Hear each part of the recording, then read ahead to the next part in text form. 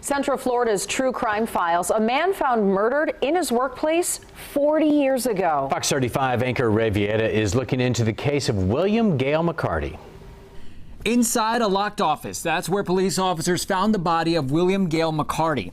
The office didn't belong to him, but the trail of blood found along the walls did. Now police are following that trail nearly 40 years later in hopes to find a killer.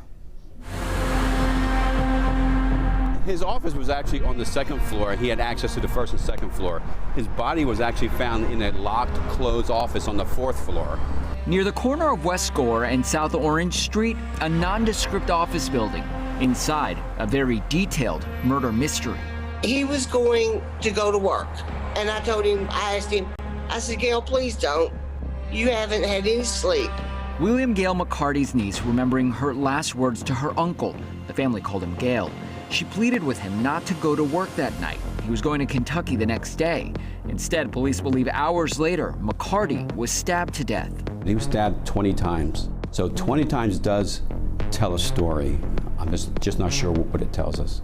On November 14, 1982, Orlando police got a call from an employee at a building on West Gore Street.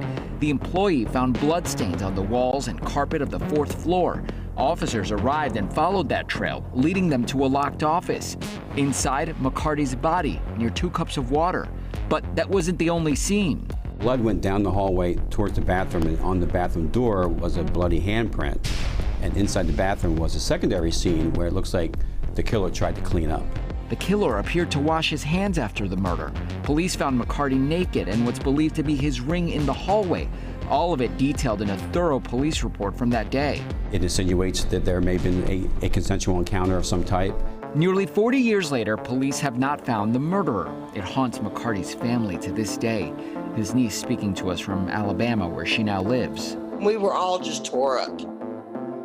We were crying and throwing fits, and it's hard to express how you feel when something like that happens, especially one of your favorite uncles.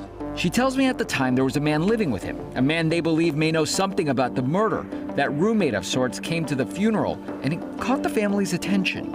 And got him a brand new car. Well, we knew he didn't have any money. At Gale's home, $1,800 missing. For some reason, all that money was gone. So you think this person killed him and took the money? Yes, I do. Meanwhile, police also came across a person of interest around the time of the killing. There was a male who was caught and arrested and had some items of interest that may have a nexus between the victim and the suspect. That man was arrested for loitering and prowling, but not murder. This was 1982. DNA was not being used yet. Now it is. Police are trying to see if any of the evidence still has a usable amount 40 years later, looking for the link or the tip connecting a possible suspect to a vicious murder in Orlando. And I wanted them to know, you took a person out of my life that I love and I miss, and I want him back.